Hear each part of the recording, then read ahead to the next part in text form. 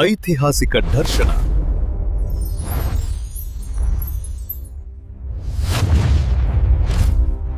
Hi ಸ್ನೇಹಿತರೆ, ನಮಸ್ಕಾರ. ನಾನು ನಿಮ್ಮ ರಾಕೇಶ್ ಪೂಜಾರ್ಜಿ. ಸ್ನೇಹಿತರೆ, ನಾನಿಂದು ದೇವನಹಳ್ಳಿ ತಾಲೂಕು ಅರದೇಶನಹಳ್ಳಿ ಒಂದು ತಾಯಿಯ ದೇವಸ್ಥಾನ, ಅಂದರೆ ಇದು ಕರಿಯಮ್ಮನ ದೇವಸ್ಥಾನವೋ ಇಲ್ಲ ದುರ್ಗಾಂಬಿಕಾ ದೇವಸ್ಥಾನವೋ ತಿಳಿದಿಲ್ಲ. ಆ ದೇವಸ್ಥಾನದ ಪಕ್ಕದಲ್ಲೇ ಒಂದು ವೀರಗಲ್ಲು ಇದೆ, ಅದನ್ನು ನಂತರ ತೋರಿಸ್ತೇನೆ. ಇದು ತಾಯಿಯ ದರ್ಶನ ಮಾಡಿಕೊಳ್ಳಿ. ಇದು ಹೊಸದಾಗಿ ಕಟ್ಟಿರತಕ್ಕಂಥ ಒಂದು ದೇವಸ್ಥಾನ. ಇದು ಐತಿಹಾಸಿಕ ದೇವಸ್ಥಾನ ಅಲ್ಲ, ಆದರೆ ನಿಮಗೆ ತೋರಿಸ್ಲಿಕ್ಕೆ ಬಂದಿರತಕ್ಕಂಥದ್ದು ಬೇರೆ. ನೋಡಿ, ತಾಯಿಯ ವಿಗ್ರಹವನ್ನು ಎಷ್ಟು ಚೆನ್ನಾಗಿ ಅಲಂಕರಣೆ ಮಾಡಿದ್ದಾರೆ. ಈ ಅರದೇಶನಹಳ್ಳಿಯಲ್ಲಿ ತುಂಬ ವೀರಗಲ್ಲುಗಳಿವೆ. ಅದರಲ್ಲಿ ಇದು ಒಂದು. ಬನ್ನಿ, ಆ ವೀರಗಲ್ಲಿನ ಹತ್ರ ಹೋಗೋಣ. ನಿಮಗೆ ಕಾಣಿಸ್ತಾ ಇದೆ ಅನ್ಕೋತೀನಿ. ಅದೇ ಈ ವೀರಗಲ್ಲು. ಬರೀ ವೀರಗಲ್ಲು ಅಲ್ಲ, ಇದು ಹುಲಿಬೇಟೆ ವೀರಗಲ್ಲು. ಸಾಮಾನ್ಯವಾಗಿ ನಮಗೆ ವೀರಗಲ್ಲುಗಳಲ್ಲಿ ತುಂಬ ವಿಧಗಳು ಸಿಗ್ತವೆ. ನಿಮಗೆ ಹೋದ ವಿಡಿಯೋದಲ್ಲಿ ಹಂದಿಬೇಟೆ ವೀರಗಲ್ಲು ತೋರಿಸಿದ್ದೆ. ಇದು ಹುಲಿಬೇಟೆ ವೀರಗಲ್ಲು. ನೋಡ್ಬೋದು, ನಿಮಗೆ ಒಬ್ಬ ವೀರ ಒಂದು ಹುಲಿಯನ್ನು ಕೊಲ್ತಿರ್ತಕ್ಕಂತಹ ಒಂದು ವೀರಗಲ್ಲು ಇದು. ನೋಡಿ, ಕೆಳಗೆ ನಾಯಿಯ ಚಿತ್ರ ಕೂಡ ಇದೆ. ನಾಯಿಯನ್ನು ಜೊತೆಗೆ ಕರ್ಕೊಂಡು ಹೋಗಿದ್ದಾನೆ. ಇದು ಸುಮಾರು ಗಂಗರ ಕಾಲದ್ದು ಅಂತ ಊಹೆ ಮಾಡ್ಬೋದು. ಏಕೆಂದರೆ ಆ ಪಕ್ಕದಲ್ಲಿ ಒಂದು ದೀಪಮಾಲೆ ಕಂಬ ಇದೆ, ಮತ್ತು ಸೆಂಟ್ರಲ್ಲಿ ಒಂದು ಕುಂಭ ಇದೆ ನೋಡಿ. ಆದ್ದರಿಂದ ಇದು ಗಂಗರ ಕಾಲದ್ದು ಎಂದು ಊಹೆ ಮಾಡ್ಬೋದು. ನೋಡ್ಬೋದು, ನಾಯಿನೂ ಕೂಡ ಇದೆ ಅಲ್ಲಿ.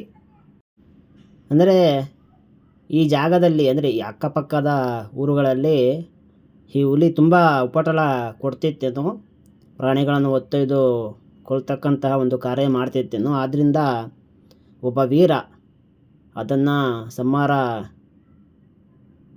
ಮಾಡಬೇಕು ಅಂತ ಮಾಡಿದ್ದಾನೆ. ಮತ್ತು ಆ ವೀರ ಸಂಹಾರ ಮಾಡಿ ಆ ವೀರ ಕೂಡ ಸ್ವರ್ಗಕ್ಕೆ ಸೇರಿದ್ದಾನೆ ಅಂತ ಇದರ ಮೇಲೆ ಕೆತ್ತಿದ್ದಾರೆ. ನೋಡ್ಬೋದು, ದೀಪಮಾಲೆ ಕಂಬ. ಅಂದರೆ ಗಂಗರ ಕಾಲದಲ್ಲಿ ಈ ಚಿಹ್ನೆಗಳು ಇರ್ತಿದ್ವು ವೀರಗಲ್ಲುಗಳಲ್ಲಿ, ಆದ್ದರಿಂದ ಅದನ್ನ ಗಂಗರ ಕಾಲ ಅಂತ ಹೇಳ್ಬೋದು. ನೋಡಿ, ಸ್ವರ್ಗ ಅಂದರೆ ಆ ಹುಲಿ ಬೇಟೆ ಆಡಬೇಕಾದ್ರೆ ಹುಲಿಯ ಕೊಂದು ತಾನು ಕೂಡ ಸತ್ತೋಗಿರ್ತಾನೆ. ಆದ್ದರಿಂದ ಅವನು ವೀರ ಸ್ವರ್ಗವನ್ನು ಹೊಂದಿದ್ದಾನೆ ಅಂತ ಈ ವೀರಗಲ್ಲಿನಲ್ಲಿ ಕೆತ್ತಿದ್ದಾರೆ. ನೋಡ್ಬೋದು, ಹುಲಿ ಹಲ್ಲುಗಳನ್ನು ಎಷ್ಟು ನಿಖರವಾಗಿ ಕೆತ್ತಿದ್ದಾರೆ ಅಂತ. ಆ ವೀರನನ್ನು ತುಂಬ ಚೆನ್ನಾಗಿ ಚಿತ್ರಿಸಿದ್ದಾರೆ. ಅಂದರೆ ಇದರ ಹಿಂದೆನೂ ಕೂಡ ಚಿತ್ರಿಸೋಕ್ಕೆ ಹೋಗಿದ್ದಾರೆ, ಅದು ಬಂದಿಲ್ಲ ಸರಿಯಾಗಿ. ಆದ್ದರಿಂದ ಮತ್ತೊಂದು ಸೈಡು ಮಾಡಿ ಇದನ್ನು ಕೆತ್ತಿದ್ದಾರೆ. ನೋಡ್ಬೋದು, ಎಷ್ಟು ನಿಖರವಾಗಿ ಒಂದು ಹುಲಿ ಮತ್ತು ಹುಲಿಯನ್ನು ಕೊಂದಿರ್ತಕ್ಕಂಥ ಒಬ್ಬ ವೀರ, ಅವನ ಪೇಟ, ಅವನ ಇದು 9ನೇ ಮತ್ತು 10ನೇ ಶತಮಾನದಲ್ಲಿ ಕೆತ್ತಿರ್ತಕ್ಕಂಥ ಒಂದು ವೀರಗಲ್ಲಾಗಿರ್ಬೋದು. ಯಾಕಂದರೆ ಗಂಗರ ಆಡಳಿತಾವಧಿ ಸಮಯದಲ್ಲಿ ಕೆತ್ತಿರ್ತಕ್ಕಂಥ ಒಂದು ವೀರಗಲ್ಲು. ಈಗ ಈ ಪ್ರಾಂತ್ಯದಲ್ಲಿ ದೇವನಹಳ್ಳಿ, ಈ ಬೆಂಗಳೂರು ಪ್ರಾಂತ್ಯದಲ್ಲಿ ಇಂತಹ ವೀರಗಲ್ಲುಗಳು ಸುಮಾರು ಸಿಗ್ತವೆ ನಿಮಗೆ. ಹಾಗೆ ಪಕ್ಕದಲ್ಲಿ ಒಂದು ಗಜಲಕ್ಷ್ಮಿ ನೋಡ್ಬೋದು. ನಿಮಗೆ ಇಲ್ಲಿ ಗಜಲಕ್ಷ್ಮಿ ಒಂದು ಕಲ್ಲು ಕೂಡ ಇದೆ. ಆ ಕಡೆ ಈ ಕಡೆ ಆನೆ ಮತ್ತು ಮಧ್ಯದಲ್ಲಿ ಒಂದು ಲಕ್ಷ್ಮಿಯ ವಿಗ್ರಹ, ಅಂದರೆ ಗಜಲಕ್ಷ್ಮಿ. ಇದು ಅಷ್ಟೊಂದು ಏನು ವಿಶೇಷವಾಗಿಲ್ಲ ಅಂತ ಅನ್ಬೋದು ನೀವು. ಬಟ್ ಇನ್ನೊಂದು ವಿಶೇಷ ಇದೆ ಇದರಲ್ಲಿ. ಅದೇನು ಅಂತ ಹೇಳ್ತೀರಾ? ಬನ್ನಿ, ಆ ವಿಶೇಷ ಏನು ಅಂತ ನಾನು ನಿಮಗೆ ಈಗ ತೋರಿಸ್ತೇನೆ.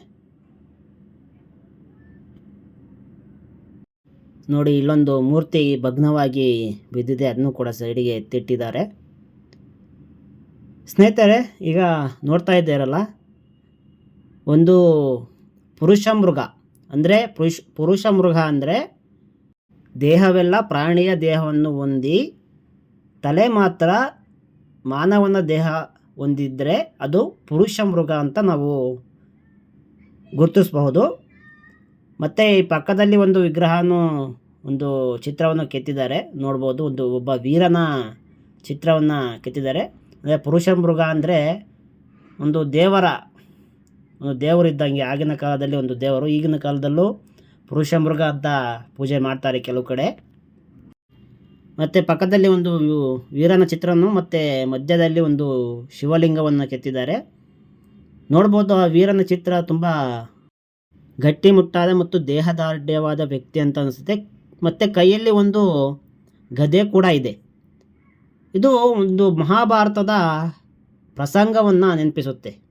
ಅದು ಏನಪ್ಪ ಅಂದರೆ, ಕುರುಕ್ಷೇತ್ರ ಯುದ್ಧ ಮುಗಿದ ನಂತರ ಪಾಂಡವರು ರಾಜ್ಯಭಾರ ಮಾಡಲಿಕ್ಕೆ ಶುರು ಮಾಡ್ಕೊಳ್ತಾರೆ. ಆಗ ಒಂದು ಯಜ್ಞ ಮಾಡಬೇಕಾಗಿ ಬರುತ್ತೆ. ನೀವು ಕೇಳಿರ್ಬೋದು ಅಶ್ವಮೇಧ ಯಾಗವನ್ನು ಮಾಡ್ತಾರೆ ಅಂತ. ಆ ಯಜ್ಞವನ್ನು ಮಾಡಲಿಕ್ಕೆ ಮತ್ತು ಆ ಯಜ್ಞದ ಕಾರ್ಯಗಳನ್ನು ಮಾಡಲಿಕ್ಕೆ ತುಂಬ ಕೆಲಸ ಇರುತ್ತೆ. ಆ ಕಾರ್ಯಗಳನ್ನೆಲ್ಲ ಮಾಡಲಿಕ್ಕೆ ಈ ಪುರುಷ ಮೃಗವೇ ಸರಿ ಅಂತ ತೀರ್ಮಾನ ಮಾಡಿ ಇದನ್ನು ಕರ್ಕೊಂಡು ಬರಲಿಕ್ಕೆ ಭೀಮನನ್ನು ಕಳಿಸ್ತಾರೆ. ಈ ಪುರುಷ ಮೃಗ ತುಂಬ ಶಕ್ತಿಶಾಲಿಯಾಗಿರುತ್ತೆ. ಇದನ್ನು ಕರ್ಕೊಂಡು ಬರಲಿಕ್ಕೆ ಭೀಮನನ್ನು ಕಳಿಸ್ತಾರೆ. ಆಗ ಕೃಷ್ಣ ಒಂದು ಉಪಾಯವನ್ನು ಭೀಮನಿಗೆ ಹೇಳ್ತಾನೆ. ಇದು ತುಂಬ ಶಕ್ತಿಶಾಲಿ ಮೃಗ ಆಗಿರೋದ್ರಿಂದ ಇದನ್ನು ಕರ್ಕೊಂಬರೋದು ತುಂಬ ಅಸಾಧ್ಯ ಅಂತ ಕೃಷ್ಣ ಭೀಮನಿಗೆ ಒಂದು ವರವನ್ನು ಕೊಟ್ಟು ಕಳಿಸಿರ್ತಾನೆ. ಏನಪ್ಪ ಅಂದರೆ, ಈ ಪುರುಷ ಮೃಗ ಅತ್ಯಂತ ಶಕ್ತಿಶಾಲಿಯೂ ಹೌದು ಮತ್ತು ಅತೀವ ಶಿವಭಕ್ತನೂ ಕೂಡ ಹೌದು. ಆ ಪುರುಷ ಮೃಗ ಭೀಮನಿಗೆ ಒಂದು ಕಂಡೀಷನನ್ನು ಹಾಕುತ್ತೆ. ಆ ಕಂಡೀಷನ್ ಏನಪ್ಪ ಅಂದರೆ, ನಾನು ಎಷ್ಟು ವೇಗವಾಗಿ ಓಡ್ತೀನೋ ನೀನು ಅಷ್ಟೇ ವೇಗವಾಗಿ ನನ್ನ ಜೊತೆ ಓಡಬೇಕು. ನೀನೆಲ್ಲರೂ ಸುಸ್ತಾಗಿ ನೀನು ಸೋತೆ ಅಂದರೆ ನಾನು ನಿನ್ನನ್ನು ಕೊಂದು ಹಾಕಿಬಿಡ್ತೀನಿ ಅಂತ ಒಂದು ಕಂಡೀಷನ್ ಹಾಕುತ್ತೆ.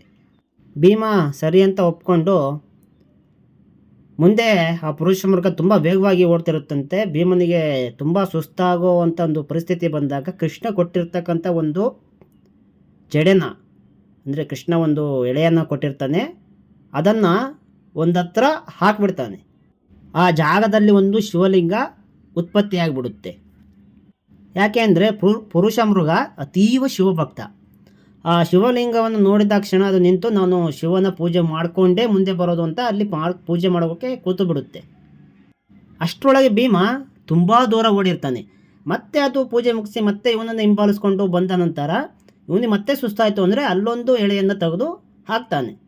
ಮತ್ತೆ ಆ ಪುರುಷ ಮೃಗ ಶಿವಲಿಂಗವನ್ನು ಪೂಜೆ ಮಾಡಿ ನಂತರ ಬರುತ್ತೆ.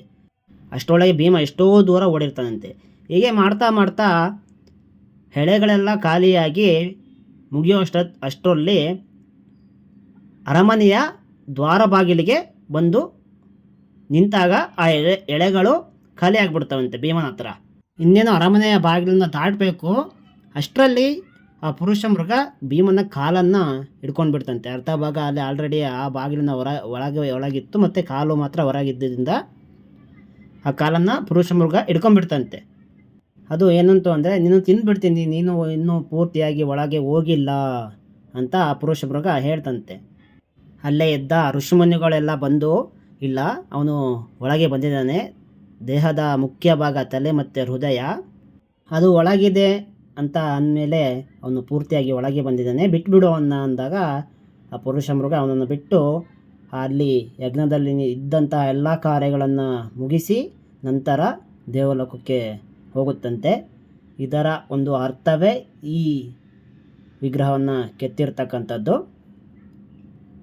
ನೋಡಿದ್ರಲ್ಲ ಸ್ನೇಹಿತರೆ, ಇದೊಂದು ಕತೆ ಮತ್ತು ಈ ವೀರಗಲ್ಲಿನ ಕಥೆಯಾಗಿದೆ. ಇಲ್ಲ ನೋಡ್ಬೋದು ಗಜಲಕ್ಷ್ಮಿಯ ಒಂದು ವಿಗ್ರಹ ಇದೆ. ಇಂತಹ ವಿಡಿಯೋಗಳಿಗಾಗಿ ನನ್ನ ಚಾನಲನ್ನು ಸಬ್ಸ್ಕ್ರೈಬ್ ಮಾಡಿಕೊಳ್ಳಿ. ನಿಮಗೆ ಇಂತಹ ಐತಿಹಾಸಿಕ ಸ್ಥಳಗಳನ್ನು ದರ್ಶನ ಮಾಡಿಸುವ ಹಂಬಲ ಇನ್ನೂ ಹೆಚ್ಚಾಗುತ್ತದೆ. ಎಲ್ಲರಿಗೂ ಧನ್ಯವಾದಗಳು.